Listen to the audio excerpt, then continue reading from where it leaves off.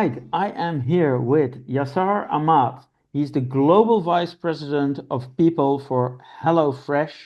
He's basically in all the TA and people thought leaders lists in the world for the last couple of years. He's an absolute thought leader on AI in the entire people and TA space.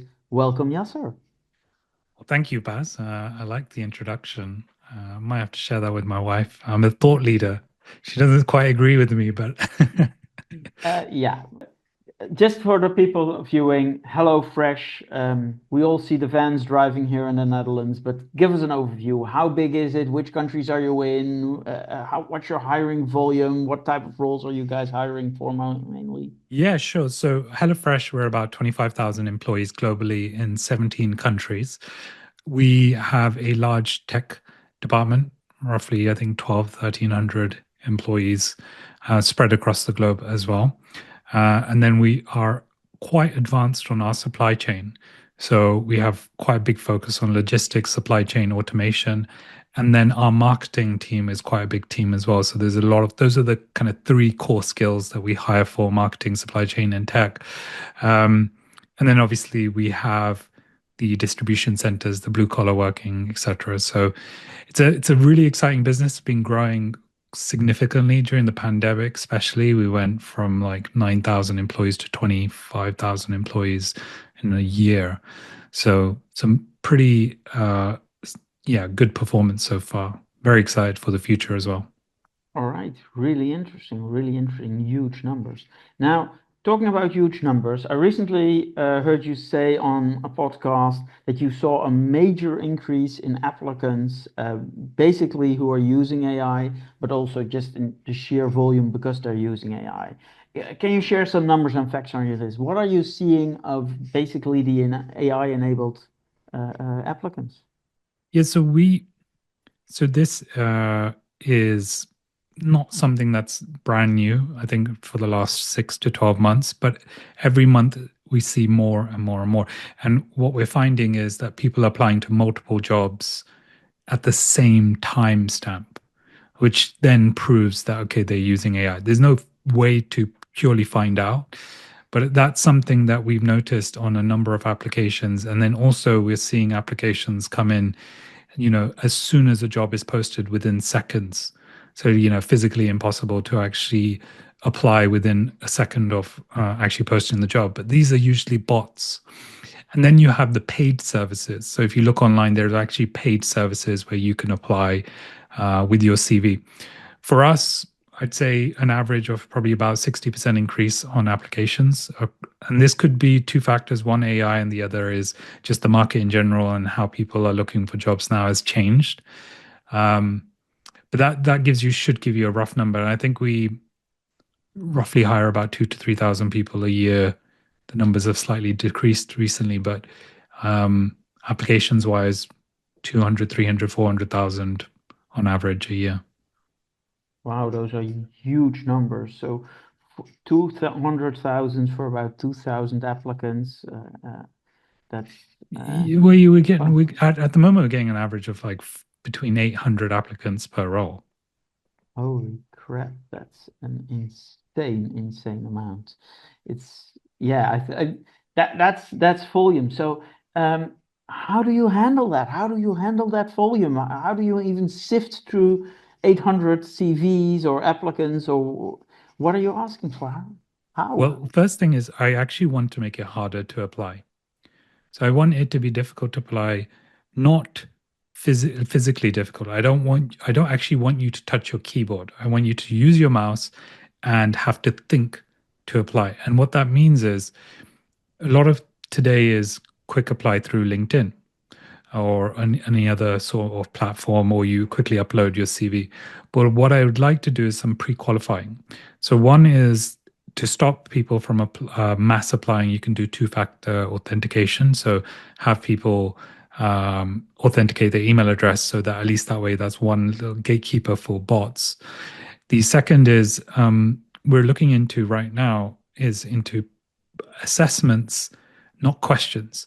So through images as opposed to through questions. So right now, if there's a question like, tell me the last time you did something innovative, right? Anybody can go to ChatGPT, Gemini, and just pull out a random example based on their CV. But what we would like to do is like to explore two alternative options to answer these questions without inputting anything, by either image-based answer or multiple selection. So we would ask you a question and you would stack rank the answers. The stack ranking, all of the answers are correct. So it's based on opinion as opposed to based on the factually correct answer. And then that way we understand someone's ways of thinking. With the image-based questions, where we may ask a question, say, pick the image that best describes the solution you would go towards. That's something that AI struggles with currently. And you would have to actually think about. So when I say I want it to be harder, I want you to think harder. I don't want it to be harder in terms of time or effort. That's really, really interesting. Yeah, you basically using assessment like data instead of previous work experience as the first bottleneck. Imagine you're applying for a job and they ask you, you apply, and then they ask you three questions. Then you have to sit there and type out the three questions. Whereas if I ask you a question, hey, what would you prioritize first if you got into this job? Would you prioritize screening time, offer acceptance rates, or talent intelligence, or something? I don't know. You could stack rank it. That would take you maybe 15 seconds. If you truly know the answer, you already have that firm belief, I would stack rank this. You don't need to think about 1, 2, 3, done. Next question. So in fact, my questions, you think harder, but you also answer quicker. So as I said, I'm not making it harder in the sense of time.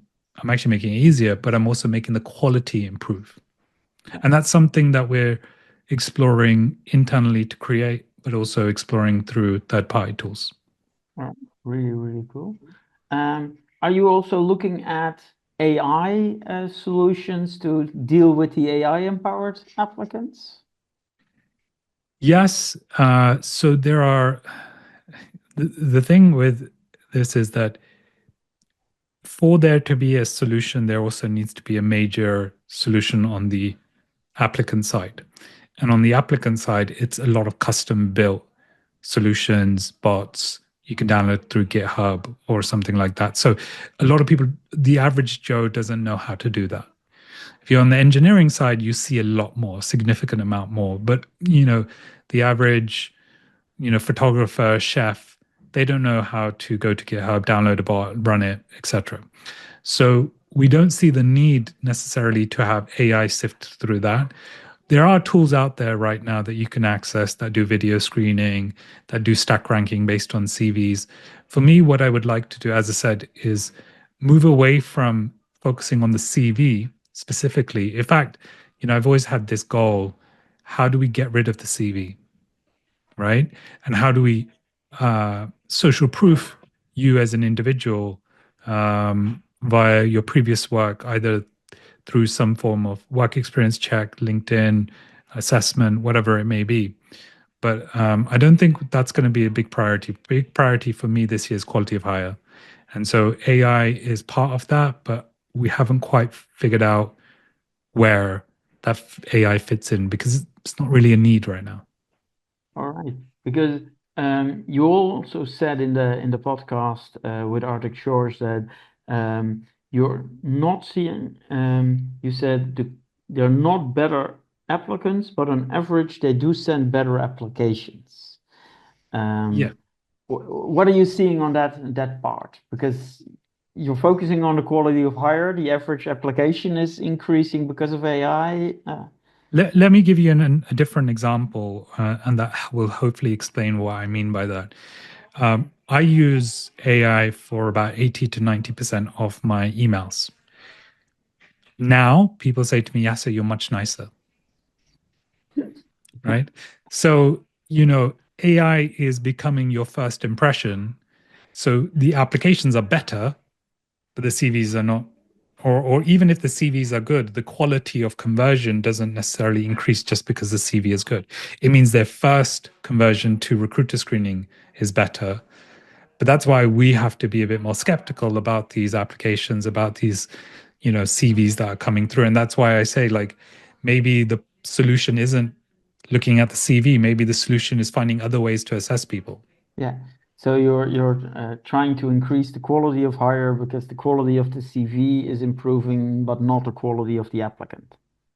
Yeah, and that's not like that's on average, right? We take it Yeah. at scale, at mass. You don't just say, I'm not saying people are bad. I'm saying there are definitely great talent out there, but those individuals who are applying en masse, and actually if you just average it out, the applications are better. So you have a policy, right, on a candidates being able to use AI.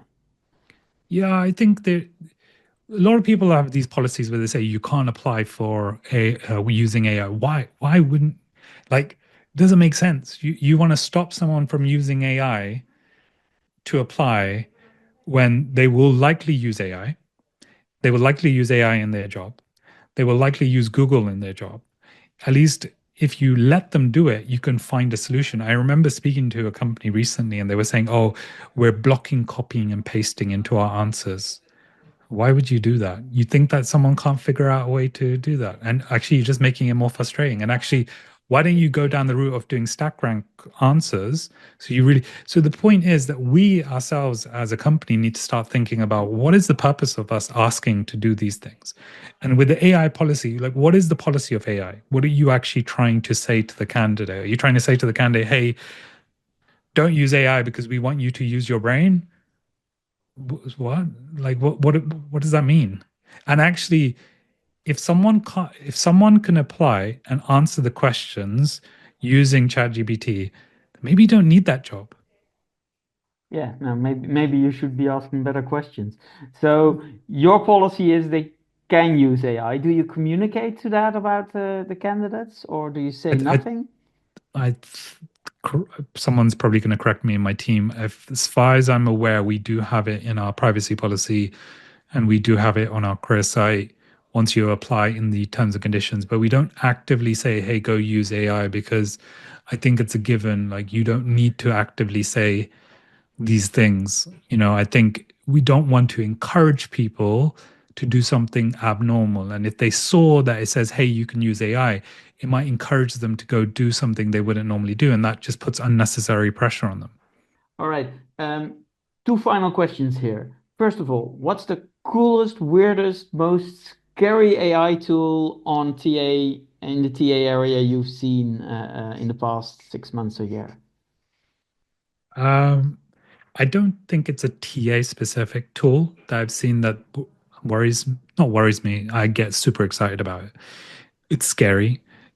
You can go to 11 labs right now, and most people can do this. In fact, they've had this tool for ages, and you can try to they try their customer service phone call, and you can try it on the web, and you'll talk to this customer service advisor, and that customer service advisor will answer all your questions. So I went on there one day and I was like, hey, I know you're a customer service advisor, but I'm also applying for a job at your company. Can you tell me what the process is? And it gave me some generic answers. And to be fair, if you go on ChatGPT right now and you do the voice conversation, which anybody can do, it's pretty good, right? And so, what you should do if you're one of those people that does use ChatGPT, one of the best things you can do right now is go to ChatGPT and ask it a very simple question, which is, um, based on all the inputs and all the conversations I've had, tell me how I can improve my life, or tell me something about myself that I don't know and I need to know. And then it will pull out the data for you and give you a good response. That's a good indication of how, and if it's accurate about you, that's a good indication of how assessments will look like in the future, where AI can actually assess you based on your inputs. And same with the conversations, right? So I think that's not scary, but what it does is it eradicates the need for recruiters to screen profiles, right? But can you do negotiation? Of course you can. If you go, like, there's always this human element, but I don't believe that human element is the factor. I think when you're applying for a job, you don't necessarily, you want human element because you think you could take advantage of human element. When you go use Deliveroo or Wolt or Delivery Hero or whatever, you don't speak to the restaurant. You just order it on your app. So, that changed. When you go into a restaurant, sometimes they have the screens and you just click, click, click, press checkout, wait for the food comes, right? So you're not making a mistake there, are you? And I remember one of my friends saying to me, "Oh, it's just so annoying. You have to keep." And now, people don't even think about it. So I think we will get used to not engaging with human beings in the future. And I think you need to accept that. And if you don't accept that, you will be left behind. All right.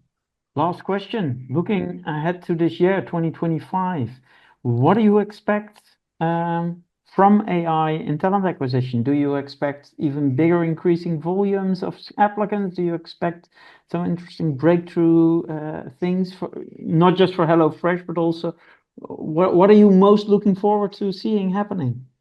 I think what it's gonna be, for me personally, my opinion, based on the knowledge I have, based on the conversations I've been having, I think a lot of the simpler, what we would consider simpler roles, which are not the coordinator role, the sourcer role, might not actually be replaced by AI. Actually, I find the conversational based recruiter uh, tasks will be replaced by AI. So the screening calls, the feedback calls, because those require a heavy amount of input, which you collate during an interview anyway. Whereas scheduling can become incredibly complicated if there are multiple people involved. So you would need an AI agent to manage like 5, 6 different email addresses, Slack messages, phone calls, text messages. And it's just like trying to integrate all of that into one place where currently people can reach out to you by coming to your desk. Hey, can you do this? Can you do that? So I think that's something that will take a bit of a backseat. I think the priority will be on the conversation based tasks. I also think like what a lot of us forget is that marketing and sales is usually about 12 months ahead of us. So if you really want to see where we're going in the future, just go look at a sales funnel or sales products that are using AI. And that will give you a really good indication of where we're going to be in 12 months' time.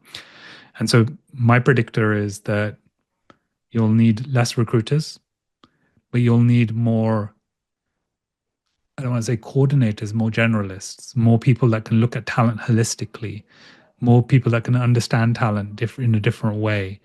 Um, post hiring. So more internal mobility, for example, will be a huge focus. Quality of hire will be a huge focus. So I think there'll still be a need for recruiters. I just think the role will evolve and just change into a different title, and maybe they'll be responsible for a bit more than just TA. All right. Thank you very much for your insights, Yasser. No worries. Well, thank you for having me. Really been a pleasure.